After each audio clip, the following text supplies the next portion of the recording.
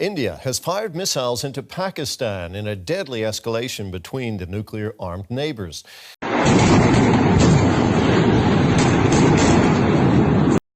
ইট মারলে পাটকেল খেতে হয়, সেটা আবারও প্রমাণ করলো পাকিস্তান। কাপুরুষের মতো গত রাত 2টার দিকে ভারতীয় বাহিনী পাকিস্তানের আজাদ কাশ্মীর ও পাঞ্জাবের কিছু অংশে একযোগে হামলা চালায়।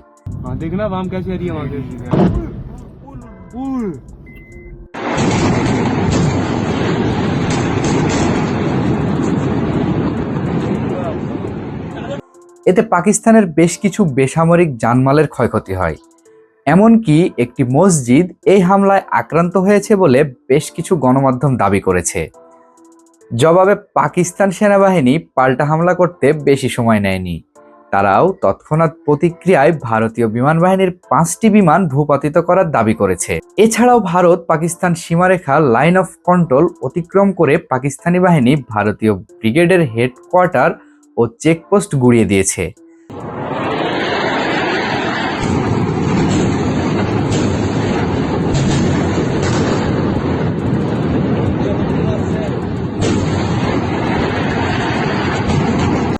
হামলার পর এক টুইট বার্তায় ভারতীয় বাহিনীর পক্ষ থেকে জানানো হয়, পাকিস্তানের 9টি স্থানে বিমান থেকে মিসাইল হামলা করা হয়েছে, তবে তারা কোনো সামরিক স্থাপনায় হামলা চালায়নি। বরাবরের মতো এবারও তারা দাবি করেছে শুধুমাত্র সন্ত্রাসী গোষ্ঠীর আস্তানা লক্ষ্য করে এই হামলা করেছে, আর এই অপারেশনের নাম দেওয়া হয়েছে অপারেশন সিন্দুর। হামলার পরপর পাকিস্তানের বর্তমান প্রধানমন্ত্রী শাহবাজ শরীফ নিরাপত্তা পরিষদের বৈঠকে ভারতের এই হামলাকে কাপুরুষসূচিত বলে আখ্যা দিয়ে এর যথাযথ জবাব দেওয়া হবে বলে হুঙ্কার দিয়েছেন।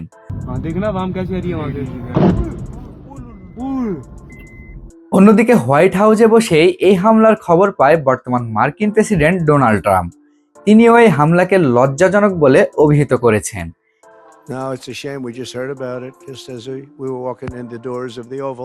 তিনি আরো বলেন, সবাই জানতো কিছু একটা ঘটতে চলেছে, কারণ তারা বেশ কিছুদিন হলো লড়াই করে যাচ্ছে। তিনি আশা প্রকাশ করেন এই সংঘাত খুব দ্রুত শেষ হবে।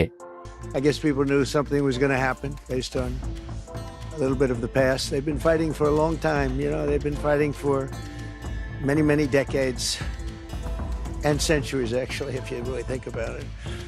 No, I just hope it ends very quickly. এই হামলার পরপরই জাতিসংঘের বর্তমান মহাসচিব অ্যান্তনিও গুতারেস এক বিবৃতিতে উভয় দেশকে সংযমী হওয়ার আহ্বান জানান। আসলে বর্তমানে জাতিসংঘের শুধু বিবৃতি আর সংবাদ সম্মেলন করা ছাড়া কার্যত কোনো অবদান আছে বলে মনে হয় না। যাই হোক, এখন আসুন জেনে নিই এই হামলার পরের বর্তমান পরিস্থিতি। ভারত অপারেশন সিন্দুর শুরু করার পর ভারত ও পাকিস্তান শাসিত কাশ্মীরের নিয়ন্ত্রণ রেখা জুড়ে ভারত ও পাকিস্তানের মধ্যে ব্যাপক গোলাগুলি বিনিময় চলছে। পাকিস্তান জানিয়েছে, পাঞ্জাব প্রদেশ এবং পাকিস্তান শাসিত কাশ্মীরের উপর ভারতের ক্ষেপণাস্ত্র হামলায় কমপক্ষে 26 জন নিহত এবং কয়েক ডজন আহত হয়েছে। ভারতীয় কর্মকর্তারা জানিয়েছেন, পাকিস্তানের গুলিবর্ষণের ফলে ভারত শাসিত কাশ্মীর কমপক্ষে 10 জন নিহত এবং আরো অনেকজন আহত হয়েছে। হামলার পর ভারতীয় প্রধানমন্ত্রী নরেন্দ্র মোদী তার মন্ত্রিসভার জ্যেষ্ঠ মন্ত্রীদের সাথে একটি বৈঠক করলেও সরাসরি তাদের কোনো মন্তব্য এখন পর্যন্ত পাওয়া যায়নি।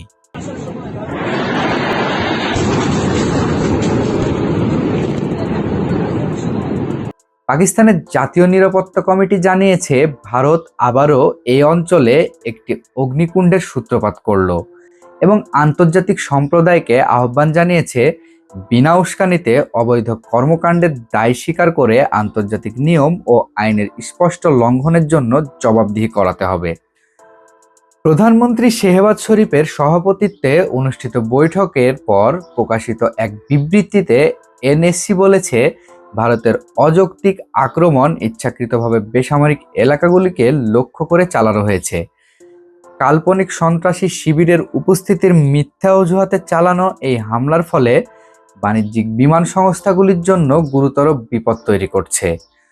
পরবর্তী পরিণতির দায়ভার সরাসরি ভারতের ওপর বর্তাবে।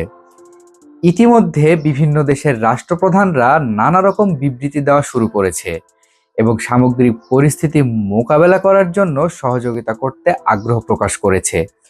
তবে গত কয়েকদিনের পরিস্থিতি এবং সর্বশেষ উস্কানি দেখে মনে হচ্ছে এই সংঘাত খুব শীঘ্রই শেষ হবে না।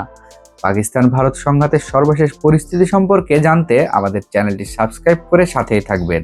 আজ এই পর্যন্তই, দেখা হবে পরের ভিডিওতে। সে পর্যন্ত ভালো থাকুন, সুস্থ থাকুন, ধন্যবাদ।